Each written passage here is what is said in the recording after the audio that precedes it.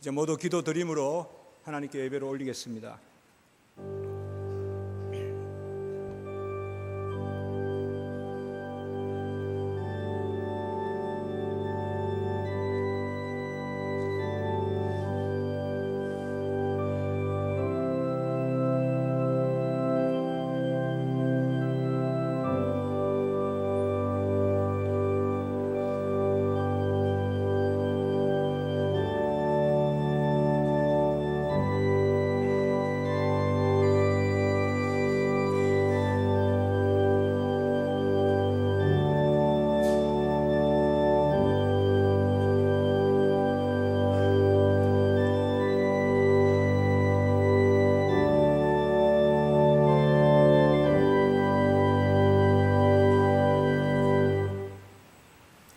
여호와여, 내 마음이 교만하지 아니하고 내 눈이 오만하지 아니하오며 내가 큰 일과 감당하지 못할 놀라운 일을 하려고 힘쓰지 아니하나이다.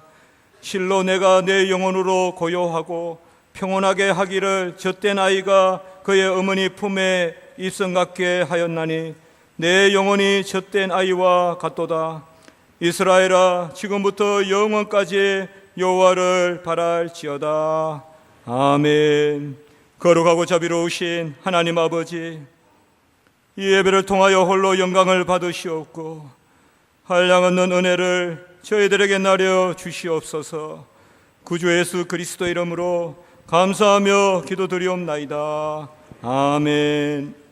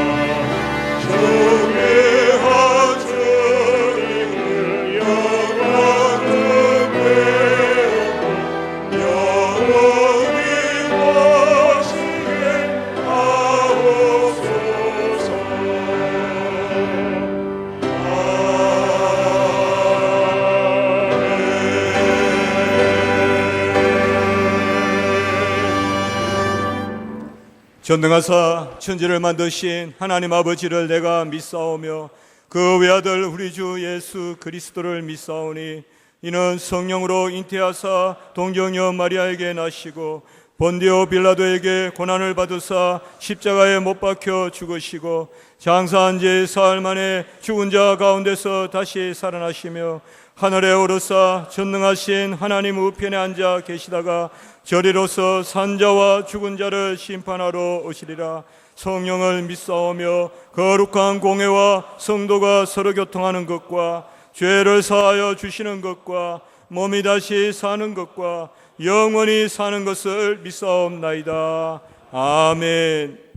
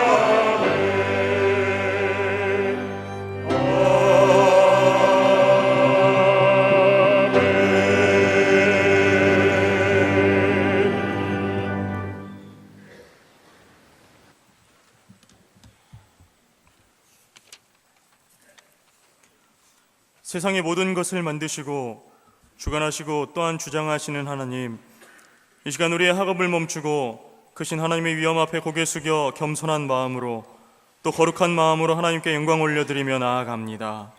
이 시간을 통하여서 모든 것들 가운데 오직 하나님 한 분만이 높임받는 귀한 시간이 되게 하여 주옵소서. 사랑이신 하나님, 우리는 너무나 연약하고 흠이 많아 도저히 하나님 앞에 설 수 없는 참으로 연약한 죄인이지만 우리에게 사랑으로 오셔서 모든 죄악들을 덮어주심으로 말미암아 비로소 하나님 앞에 나아갈 수 있는 은혜를 베풀어 주심에 감사드립니다. 하나님, 우리에게 학업의 여러 시간을 통하여 하나님을 알게 하시고 또 깨닫게 하사 은혜를 누리게 하심에 감사를 드립니다. 그러나 우리가 하나님을 알아가면 알아갈수록 하나님 앞에 서 있는 우리의 모습은 너무나도 초라하고 연약하여 많은 죄악에 허덕이며 살아가고 있는 모습을 보게 됩니다. 이 가운데 언제나 주님의 도우심을 구하며 주님의 성품을 닮아가기 위해 스스로를 돌아보게 하옵소서. 그래서 하나님의 일꾼, 목회자로서 부름받아 세상에 나가 살아갈 때 우리의 연약함은 철저히 감추어지게 하시어 복음을 전하는 데 있어서 부끄러움 없는 목회자들이 될 수 있도록 인도하여 주옵소서. 하나님, 우리를 귀한 총신 공동체로 불러주심에 감사를 드립니다. 이 공동체가 하나님의 복음을 알고 전하는 것을 바르게 준비하게 하셔서 급격하게 변화되어져 가고 혼란스러워져서 무엇이 진리이고 아닌지 구분할 수 없는 사회의 흐름 속에서 참 진리의 복음을 선포할 수 있는 주님의 종들을 세우는 공동체로 불러주심에 감사를 드립니다. 더욱 하나님의 간섭하심을 통하여 늘 깨어 혼란 가운데 하나님의 뜻을 바르게 세우는 공동체가 되게 하여 주옵소서. 오늘 하나님 앞에 드리는 예배를 통해 하나님만을 즐거워하며 이 귀한 시간을 통해 주시는 기쁨을 마음껏 누리며 하나님 한 분만이 빛나는 시간으로 주님 인도하여 주옵소서. 더불어 오늘 말씀을 전하실 목사님께 성령님의 도우심으로 말미암아 우리들 마음속에 깊이 새겨지는 귀한 말씀을 전하게 하옵소서. 오늘 카펠라 중창단이 하나님 앞에 귀한 찬양으로 영광 올려드립니다. 찬양의 고백이 우리 모두의 고백이 되게 하시고 찬양의 고백처럼 늘 충분하게 넉넉하게 승리하시는 하나님께 소망을 품고 살아가며 영광 올려드리는 삶을 살게 하옵소서. 우리의 모든 간구를 들으시고 역사하실 줄로 믿고 감사드리오며 이 모든 말씀 살아계신 예수님의 이름으로 기도드리옵나이다. 아멘.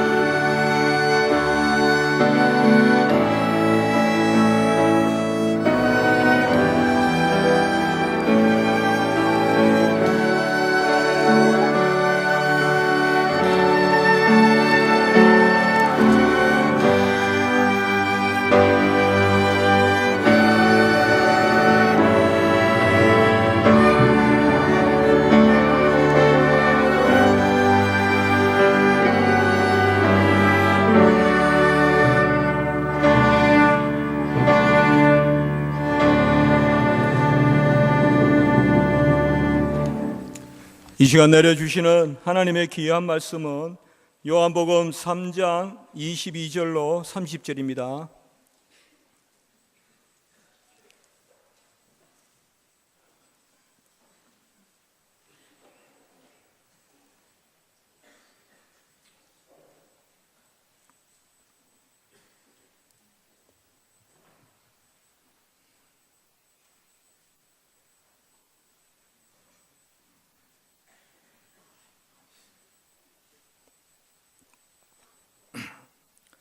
그 후에 예수께서 제자들과 유대 땅으로 가서 거기 함께 유하시며 세례를 베푸시더라.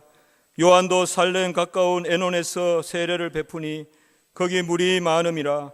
그러므로 사람들이 와서 세례를 받더라. 요한이 아직 옥에 갇히지 아니하였더라. 이에 요한의 제자 중에서 한 유대인과 더불어 정결 예식에 대하여 변론이 되었더니 그들이 요한에게 가서 이르되 랍비여, 선생님과 함께 요단강 저편에 있던 곧 선생님이 정언하시던 이가 세례를 베풀매 사람이 다 그에게로 가더이다. 요한이 대답하여 이르되 만일 하늘에서 주신 바 아니면 사람이 아무것도 받을 수 없느니라. 내가 말한 바 나는 그리스도가 아니요 그의 앞에 보내심을 받은 자라고 한 것을 정언할 자는 너희니라. 신부를 취하는 자는 신랑이나 서서 신랑의 음성을 듣는 친구가 크게 기뻐하나니 나는 이러한 기쁨으로 충만하였노라. 그는 흥하여야 하겠고 나는 쇠하여야 하리라 하니라. 아멘.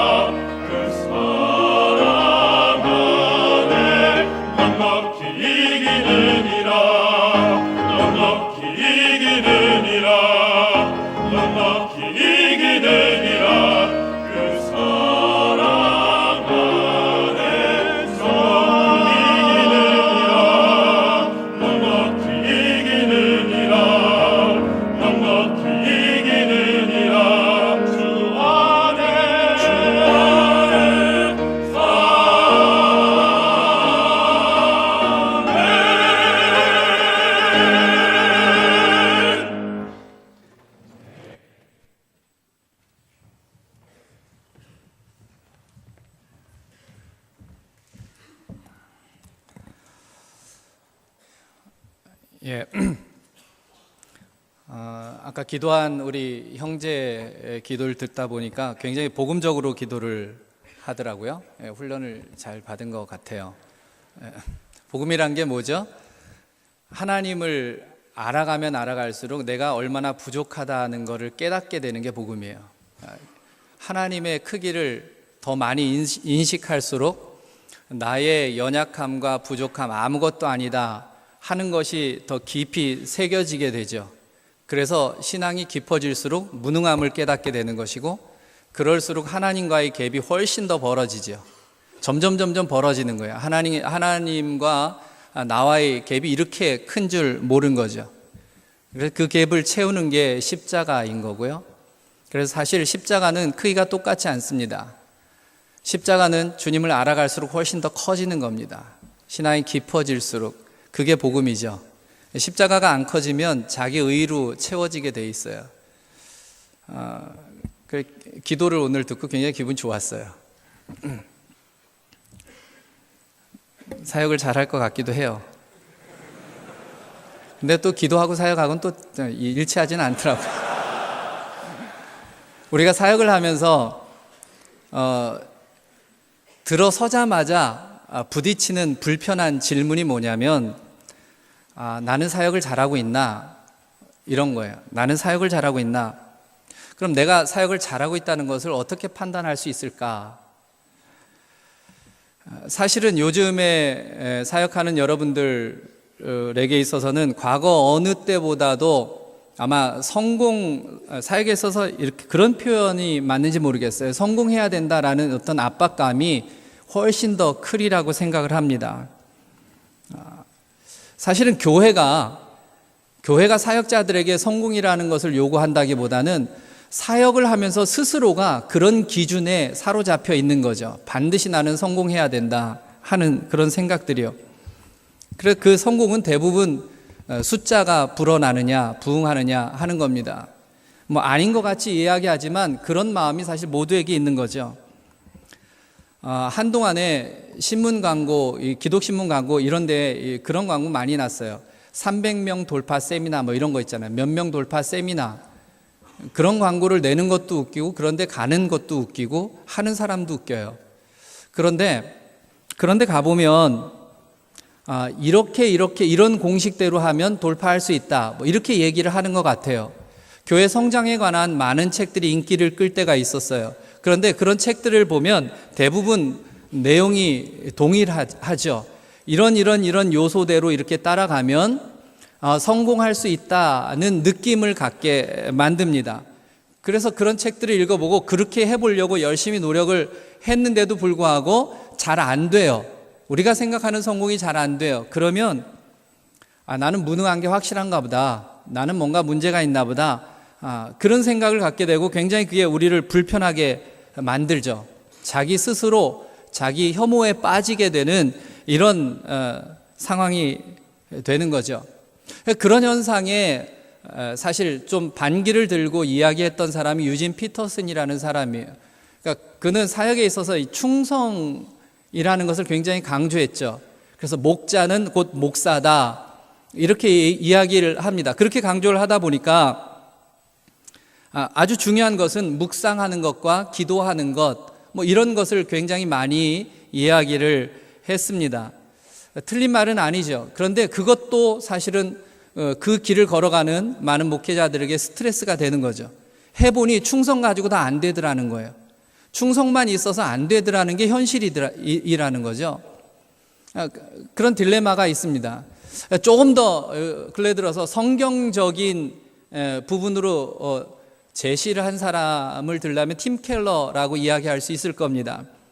열매 맺는 것이 가장 중요한 성경적인 사역의 원리다라고 이야기를 하죠. 저는 전적으로 동의를 하는 사람입니다.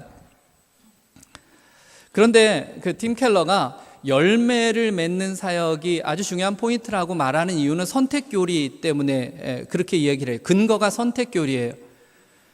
무슨 뜻이냐면 선택 자체가 열매를 보장한다라는 거예요.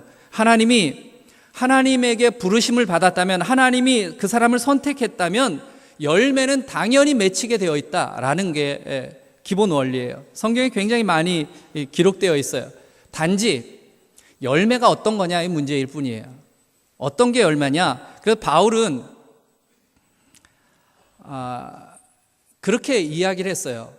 어떤 사람은 심고 어떤 사람은 물을 주고 어떤 사람은 거둔다. 여러분, 한 사람이 심고 한 사람이 물을 주고 한 사람이 거두는 게 아니라고 바울은 그렇게 얘기했죠. 어떤 사람이 심고 어떤 사람은 물을 주고 어떤 사람은 거둔다라는 거예요. 그러니까 지금은 씨를 뿌리는 시기인데 그것을 열매 없는 사역으로 착각할 수도 있다는 거죠. 많은 사람들이. 그래서 사실은 열매 맺는 사역을 하기 위해서는 인내가 필요해요. 기다림이 필요해요. 정말 긴 싸움이죠. 사역은 사실 그렇게 바라보고 하는 겁니다. 그런데 우리 내면에서 사역하다 보면 사실은 그런 열매를 사모하고 기다린다기보다는 우리는 갈채를 환호해요. 좀 사람들에게 그런 사역하면 반짝 빛나서 무엇인가 갈채를 받고 싶은 거예요. 사실은 어떤 면에서는 성공이라는 단어를 굉장히 타부시하고 싫어하고 그거는 비성경적이다 말하면서도 스스로는 거기에 갇혀서 사실은 살아가죠. 그러니까 불편해하면서도 그 기준을 따라가는 그런 거예요. 여러분, 그런 현상들이 뭔지 아세요? 사역하면서 다른 사역자들하고 막 비교하는 거예요. 목회하면서 다른 목회자들하고 비교하는 거예요. 끊임없이 그런 현상이 생겨요. 같은 교회에서 사역을 하면서도 사역자들이 서로 간에 의지하고 격려하고 도와주고 무엇인가 도전받고 뭐 이러는 게 아니라 경쟁적으로 내가 좀 더 인정받는 게 중요하다 뭐 이런 생각들을 굉장히 많이 하는 것 같아요. 사실은요, 사역에 있어서 그걸 다른 말로 바꾸면, 열매 맺는다는 걸 다른 말로 바꾸면 가장 중요한 것은 사역을 하면서 내가 사역하는 그 사람들이 하나님을, 나를 통해서 하나님을 바라보게 만들면 되는 거예요. 그게 가장 중요한 거예요. 그게 사역의 본질이죠. 나를 통해서 하나님이 얼마나 존귀한 분인가, 하나님이 정말 얼마나 아름다운 분인가, 뭐 이것을 사람들이 볼 수만 있다면 그건 정말 멋진 사역이라고 생각을 합니다. 스코틀랜드의 목회자였던 맥체인이라는 사람이 있습니다. 그가 1843년도에 죽었는데 그가 죽고 나서 그 방에서 발견된 편지가 하나 있었습니다. 그 성도가, 목회하던 그 교회 성도가 이 맥체인 목사님에게 보낸 편지입니다. 그 내용이 이렇습니다. 제가 짧지만 잠깐 읽어보면, 저같이 미천한 사람이 몇 자 적어 올리는 것을 양해해 주시기 바랍니다. 지난주 저녁에 당신의 설교를 들었습니다. 설교를 듣고 저는 예수님께 나오게 되었습니다. 목사님이 말씀하신 내용 때문이 아니라 다만 설교하시는 목사님의 모습 때문이었습니다. 저는 그 어디에서도 보지 못했던 거룩한 아름다움을 목사님에게서 보았습니다. 목사님은 우리 하나님의 영광이 구세주에게 임하심에 대해 말씀하고 있었는데 저는 그때 구세주의 영광이 목사님께 임하심을 보았습니다. 바로 그것이 저를 그리스도께로 나아가게 했습니다. 멋진 말이라고 생각을 합니다. 우리는 굉장히 설교를 잘하면 그것에 따라서 무엇인가 내가 논리를 잘 펴고 아름다운 어구를 사용하고 유창하게 설교를 하면 그것에 사람들이 변화를 일으킬 것이라는 착각을 많이 합니다. 내 존재 가치를 정확히 아는 것이 중요하죠. 내가 도대체 누구냐, 무엇이냐, 그런 게 굉장히 중요해요. 그래야만 왜 살아가느냐, 내 인생을 통해서 하나님이 기대하시고 바라시는 게 뭐냐, 나에게 부여된 사명이 뭐냐, 이것을 알 수 있기 때문에 그래요. 저는 이런 기도를 참 자주 합니다. 하나님, 내 사명이 끝나면 그 즉시 저를 좀 데려가 주십시오. 만약에 은퇴하는 순간이 내 사명의 끝이라면 내가 은퇴하는 다음 날 나를 좀 불러가십시오. 왜 그런 기도를 하냐면 이유는 한 가지예요. 사명 없이 사는 것은 하루도 별로 가치가 없다고 생각되기 때문에 그렇습니다. 내가 살아있는 시간들은 분명히 사명이 있음이 확실한 겁니다. 그리고 사명이 아직 끝나지 않았다는 의미이기도 합니다. 중요한 것은 그 사명이, 나에게 주어진 사명이 무엇이냐 하는 것을 알고 살아가는 거죠. 오늘 본문에 세례 요한이 나옵니다. 세례 요한은요, 자기 위치를 정확히 알았던 인물입니다.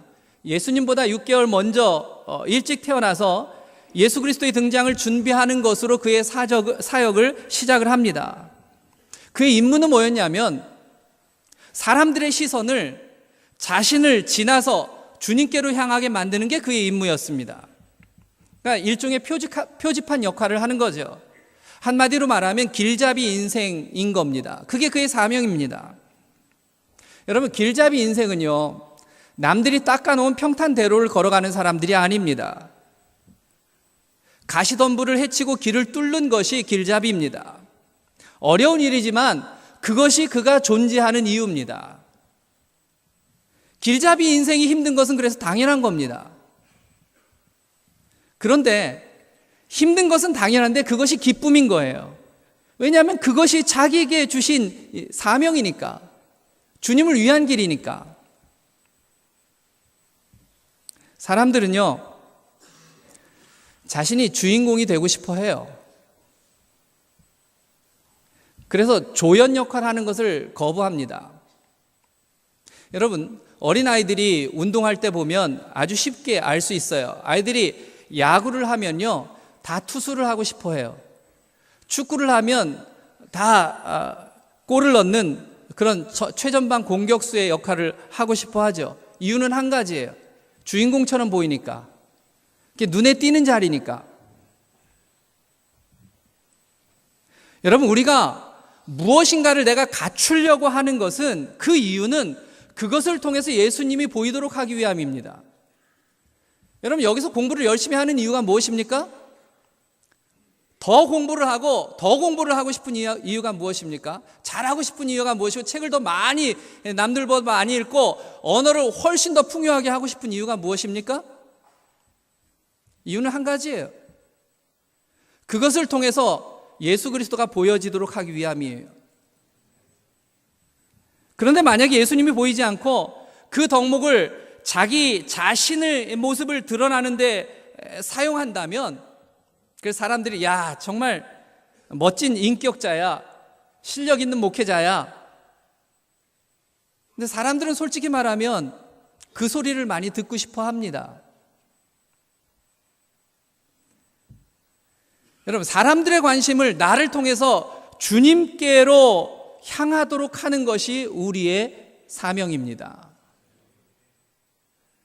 그렇지 못하면 우리의 거룩은 궤도를 벗어나는 거예요. 여러분, 예수님을 드러내지 못하고 예수님께서 자신을 위해서 하신 일을 통해서 자신만을 드러낸다면 사실은 그것은 예수님에게 있어서 방해거리일 뿐입니다. 여러분, 우리는 아는 진리예요. 우리 인생은 절대 우리가 주인공이 될 수 없습니다. 우리가 걸어가는 인생이라는 이 드라마의 주인공은 주님이십니다. 어떤 드라마도 드라마의 스토리는 주인공 중심으로 짜여지게 되어 있습니다. 그러니까 우리가 이 땅에서 하는 모든 행위들은 사실은 주님을 드러내기 위한 행위여야 한다는 것입니다. 조연에 만족해야 되는 거죠. 간혹 그러다가 스포트라이트를 받을 수 있습니다. 그러나 그것도 주님 때문이라는 것을 잊으면 안 되는 거예요. 주님 때문에 내가 스포트라이트를 잠깐 받는 거다라는 사실을 망각해서는 안 되는 겁니다. 세례 요한은 사람들이 그를 추앙하고 그의 인기가 하늘 높은 줄 모르고 치솟을 때, 그렇게 한참 인기 절정에 올라갈 때 그는 그렇게 얘기했어요. 자신은 광야에 외치는 소리일 뿐이다. 주의 길을 예비하는 자일 뿐이다. 그렇게 말했어요.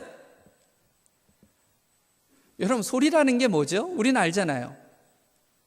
소리는요, 이렇게 외칠 때 들리지만 시간이 지나면 실체가 사라지는 게 소리의 특징이에요. 만약 소리가 사라지지 않고 계속 남아있으면 못 사는 겁니다. 소리를 한 번 냈는데 이건 사라져야죠. 내가 내고 지금 딴 얘기하고 있는데 이 소리가 안 사라지고 계속 여기서 떠들고 있으면 이건 뭐 정신없어서 아무것도 할 수 없는 거예요. 사람들은 사라지기를 원하지 않아요. 남아있기를 원하고 기억되기를 원해요. 흔히 말하는 대로 전설이 되고 싶어요. 레전드가 되고 싶어요. 저도 그런 얘기 참 많이 들었어요. 미안하지만. 사역을 하는 현장에서 전설이라는 표현을 많이 들었어요. 이유는 한 가지예요. 사역의 현장에서 실패한 경험이 없기 때문에 그래요. 그런 쪽에서는 실패해보지 않았던 것 같아요. 제가 전도사를 하든 부목사를 하든 담임 목회를 하든 항상 했던 곳에서는 무엇인가 이렇게 점핑이 일어났던 게 사실이었던 것 같아요.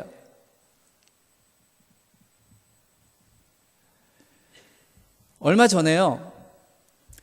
이제 요번에 졸업생이죠. 졸업한 학생이 이제 강도사고시를 봐야 되기 때문에 또 이제 저희 노회로 이제 사역하러 와서 제가 이제 노회 일을 하고 있으니까 제가 석인데 저에게 이제 여러 가지 문제, 서류 문제도 있고 해결하기 위해서 풀어야 될 게 있어서 저를 찾아왔어요. 제가 불렀어요. 3학년 졸업한 학생이에요. 얘기를 하다가 너 나 모르냐? 그랬더니 모른대요. 본 적이 없냐? 없대요.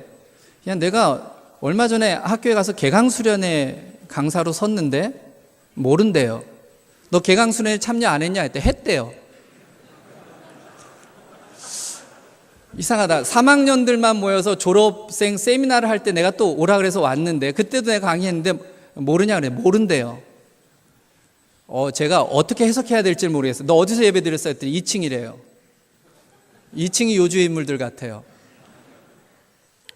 제가 가만히 생각을 했어요. 그 얘기를 듣고 나서 그래도 개강수련회 하고 피드백이 그렇게 나쁜 것 같지는 않았는데 내가 망친 것 같지는 않았는데 그리고 이제 나를 모르는 학생들이 문자를 이렇게 좀 끝나고 나서 목사님 뭐 이랬습니다. 도전받은 이런 문자가 좀 왔어요. 나를 기분 좋게 하는 문자가. 나쁘진 않았나 보다. 그랬는데 그 친구가 나를 본 적이 없고 내 설교를 들은 적이 없대요.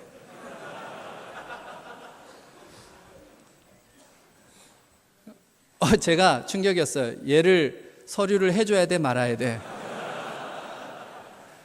근데 사실 목사가 그것으로 복수를 한다는 건 치졸한 거 아닙니까? 그건 그거고 이건 이거지. 제가 생각을 했어요.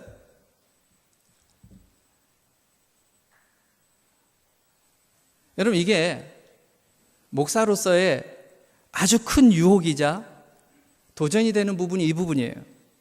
말은 주님을 위해서 한다고, 말은 사라져야 한다고, 말은 기억하지 않아도 된다고, 사람들이 나를 기억해 주지 않아도 된다고, 그것을 통해서 예수님만 생각나면 된다고, 말은 다 이렇게 해요.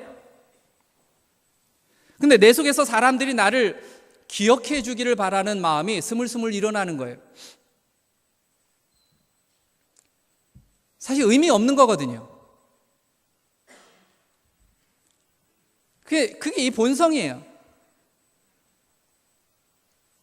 갑자기 또 이번에 오늘 설교하러 오라 해서 안 간다고 내가.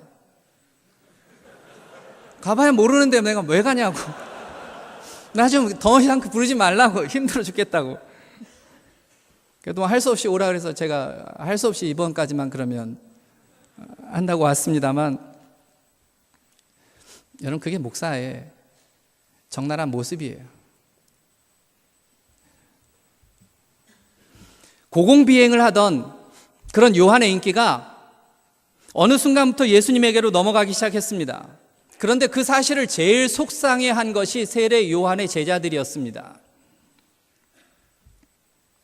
그러니까 요한이 자신의 제자들이 속상해하는 것을 보면서 자신의 위치를 명확하게 다시 한번 얘기했습니다. 나는 그리스도가 아니다. 나는 그의 앞에서 보냄을 받은 존재일 뿐이다. 그는 신랑이고 나는 신랑의 친구다. 결혼식에서 신랑이 설쳐돼야지 친구가 설쳐되는 거 아니다. 친구들이 주목받는 게 아니다. 분명히 그는 흥해하고 나는 쇠해하는 게 맞다. 여러분, 사실 주님과 나와의 관계를 명확히 한다는 것은 굉장히 중요한 것입니다.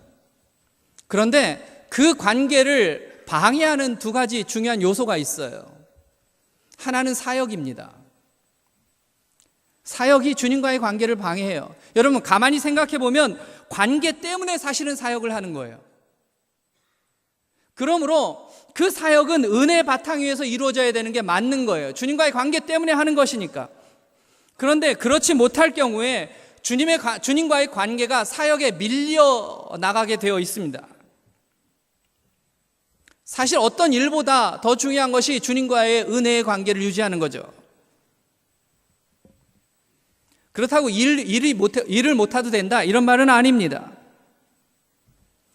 하지만 은혜 없이 사역을 하다 보면 모든 게 다 망가져 버리는 거예요. 누구에게도 득이 되지 않습니다. 여러분, 그런데 아주 중요한 요소가 있습니다. 일도 열심히 하고 은혜도 있습니다. 분명히 일과 은혜가 다 있습니다. 예. 요소가 다 있어요. 그렇기 때문에 아무 문제 없다고 우리가 착각할 수 있어요. 그런데요, 여러분, 같은 것이지만 순서가 뒤바뀌면 전혀 다른 것이 되는 거예요. 이스라엘 백성들이 광야 생활을 하다가 12명의 족장들을 뽑아서 가나안 땅에 정탐을 보냈던 일이 있습니다. 그들이 가나안 땅을 보고 와서 백성들에게 결과 보고를 합니다. 근데 12명은 똑같은 것을 보았습니다. 그 땅에 보니까 정말 젖과 꿀이 흐르는 땅처럼 과일이 풍성했습니다. 그래서 증거물로 그 풍성한 과일을 가져오기도 했습니다. 그 땅에 가보니까 안악자손 같은 거인족들이 살고 있고 성은 요새처럼 잘 갖추어져 있다는 것도 똑같이 보았습니다. 동일한 것을 다 본 겁니다. 근데 10명과 2명이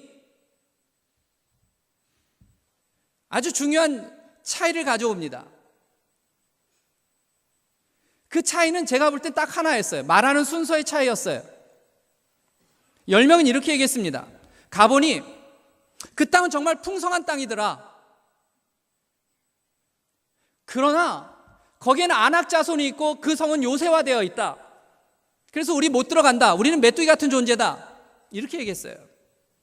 우리가 잘 아는 여호수아 갈렙 두 사람은 똑같은 것을 보았는데 이렇게 말한 것과 같은 거예요. 그 땅에 가보니 거인들이 있고 요새화되어 있다. 그런데 정말 하나님이 말씀하신 젖과 꿀이 흐르는 땅이 맞더라. 그래서 우린 들어갈 수 있다. 그들은 우리 밥일 뿐이다. 많은 사역자들이 열심히 사역을 하면서도 공허함을 참 많이 느낍니다. 순서가 잘못되었기 때문입니다. 관계를 위한 사역이 오히려 관계를 망쳐버리는 거예요. 여러분, 여기 결혼하신 분들은 뭐 이해할 수 있겠지만, 자, 아내를 너무 사랑하기 때문에 금반지를 내가 주고 싶어서 선물하는 것과 아내의 사랑을 취득하기 위해서 금반지를 선물하는 것은 전혀 다른 것입니다. 분명히 드러나는 것은 똑같이 아내에게 금반지를 선물하는 것이지만 그 두 개는 전혀 다른 상황인 거죠. 여러분, 주님과의 관계가 자발적인 기쁨과 즐거움의 사역의 현장이 되어야 맞죠. 예, 그게 맞아요. 어쩔 수 없어서 살고 싶어서 돈 벌고 싶어서 아니면 왔기 때문에 그거는 오히려 하면 할수록 관계를 망치게 되고 사역을 접는 게 나아요. 또 하나는요, 방해 요소는 사람이 그런 관계를 방해할 수 있어요. 자, 2명의 리더가 있습니다. 근데 그 리더 중에 세례 요한이 한 발 앞서 있었습니다. 그러다 그 예수님의 인기가 세례 요한을 넘어섰습니다. 요한에게 오던 사람들이 예수님에게로 몰려가기 시작합니다. 여러분, 그런데 예수님과 이 세례 요한의 관계는 절대로 경쟁 관계가 아닙니다. 그것은 세례 요한도 알았고 예수님도 알았습니다. 그런데 요한의 제자들은 생각이 달랐습니다. 여러분, 우리 주변에 이런 사람들이 꼭 있습니다. 주변 것들이 문제일 때가 많아요. 사역을 하면서 다른 사람의 인기에 질투하거나 시기하는 것은 하나님 나라 확장에 도움이 안 되는 거죠. 영적인 삶을 방해하는 거예요. 우린 말로는 주님을 위해서 사역한다고 해요. 그런데 다른 사람 때문에 자꾸 신경이 쓰이는 거예요. 여러분, 내 마음속에 경쟁심이 생기는 순간 그것은 주를 위한 게 아니라 나를 위한 사역이 되어버리는 거죠. 바울은 그래서 이렇게 얘기했어요. 어떤 이는 투기와 분쟁으로, 어떤 이들은 착한 뜻으로 그리스도를 전파하니 그러면 무엇이냐? 거칠애로 하나 참으로 하나 무슨 방도로 하든지 전파되는 것은 그리스도니 이로써 나는 기뻐하고 기뻐하리라. 여러분, 사역이라는 건 경쟁이 아니죠. 누구보다 잘했느냐, 그것을 가지고 나중에 주님 앞에서 평가받는 게 아니에요. 우리 알잖아요. 상대평가가 아니라 절대평가인 거예요. 신약에서 가장 위대한 전환을 가져오는 고백이 바로 이 고백입니다. 그는 흥해야 하겠고 나는 쇠하여야 하리라. 이것이 사역의 대명제입니다.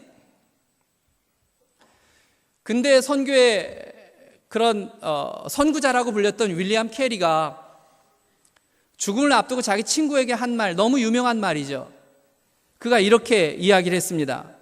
내가 이 세상을 떠나가게 되면 윌리엄 캐리에 대해서 얘기하지 말도록 해주게. 단지 윌리엄 캐리를 구원해 주신 분에서만 얘기를 하게. 오직 그리스도께서만 존귀히 되기를 원하네. 여러분, 오늘 우리가 여기에 있는 것은, 주님이 우리를 여기로 부르신 이유는 우리를 멋진 기수로 만들기 위한 게 아닙니다. 진실한 나귀로 훈련시키기 위함이에요. 여러분, 나귀를 아무리 강하게 훈련시킨다고 나귀가 기수가 되는 법이 없어요. 나귀는 나귀예요. 그냥 내 등에 주님을 태울 수 있으면 족한 거예요. 그게 나귀의 사명인 거예요. 여러분, 주님이 여러분들을 여기에 부르신 이유는 이 시대에 한국 교회의 주역이 되기 위해서 부른 게 아니에요. 여러분들 주역이 아니에요. 주님을 위한 길잡이로 불렀을 뿐이에요. 여러분, 주역이 되려고 하지 마세요. 나는 사라져도 되는 거고 길잡이 인생으로 살다가 잊혀져도 상관이 없는 것이고, 여러분들이 한국 교회에 어떤 위대한 업적을 세웠느냐가 뭐가 중요합니까? 사라져도 주님이 흥하면 되는 거죠. 그리스도가 드러나면 되는 거죠. 그게 사실 우리의 본질이에요. 그래서 그 고백은 위대한 명제예요. 그는 흥하여야 하겠고 나는 쇠하여야 하리라. 여러분, 우리를 길잡이로 불렀으면, 주님이 불렀으면 우리는 길잡이로 충실하면 됩니다. 정말 죽도록 훈련하는 거예요. 열심히 훈련하는 거예요. 왜? 내가 조금 더 좋은 나귀가 되어서, 튼튼한 나귀가 되어서 주님을 태우고 싶어서지, 내가 그 나귀 위에 올라타고 싶어서 열심히 하는 게 아니에요. 사람들이 환호를 해도 나보고 하는 게 아니에요. 내 등에 탄 주님 보고 하는 거겠죠. 착각하면 망하는 겁니다. 사랑하는 여러분, 사랑하는 후배 여러분, 정말 멋진 시간들을 이곳에서 보내리라고 생각합니다. 여러분, 아무리 힘들어도 멋진 시간은 멋진 시간입니다. 왠지 아세요? 하나님 나에게 허락한 시간이니까. 누구도 침해할 수 없습니다. 하나님과 나와의 관계는 누구도 건드리지 못합니다. 학교가 혼란스러워서 거짓말입니다. 사람들이 다 거짓말입니다. 하나님과 나와의 관계는 내가 구축하는 겁니다. 그 시간은 너무도 소중한 시간입니다. 나를 하나님의 길잡이로 세우시는 가장 멋진 시간입니다. 여러분, 그 시간을 하나님 앞에서 충실하게 훈련하시기 바랍니다. 그래서 주님의 이름을 높이 드러내는 정말 그런 멋진 사역자들로 잘 준비되는 사랑하는 후배 여러분들이 되면 좋겠습니다. 기도하겠습니다. 하나님 감사합니다. 세례 요한은 예수님보다 훨씬 더 인기를 많이 누렸지만 자기가 어디에 있어야 하는지를 명확히 알았던 사람입니다. 그저 광야에 외치는 자의 소리로 길잡이 인생으로 살다가 가면 되는 것입니다. 주님께서 우리를 이곳에 부르신 이유는 우리로 하여금 멋진 사역자가 되기 위함이 아니라 정말 놀라운 업적을 한국교회에 세우라고 우리를 부르신 것이 아니라 우리를 통해서 예수 그리스도가 보여지기를 원하는 주님의 심정이라고 믿습니다. 우리가 그 길을 걸어갈 수 있게 하여 주옵소서. 예수님 이름으로 기도하옵나이다. 아멘.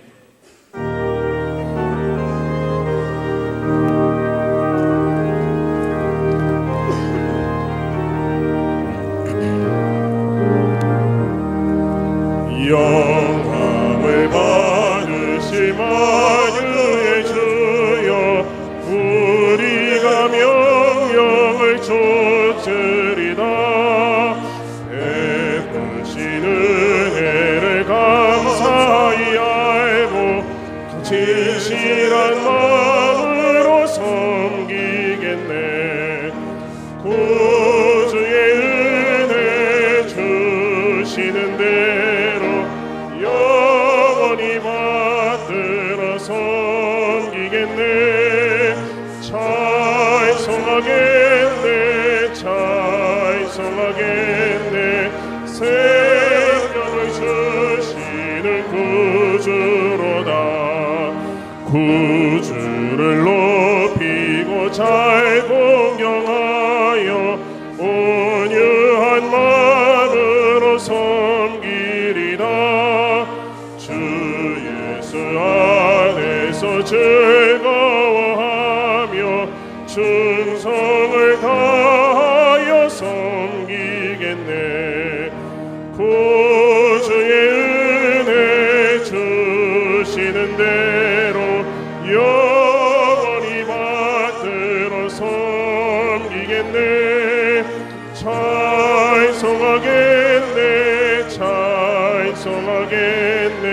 생명을 주시는 구주로다. 예수를 믿고서 늘 사랑하여 참 기쁜 마음으로 섬기리라. 온 마음을 드리고 늘 순종하여 구주를 영원히 섬기겠네. 구주의 은혜 주시는 대로 영원히 받들어 섬기겠네. 찬송하겠네, 찬송하겠네. 생명을 주시는 구주로다.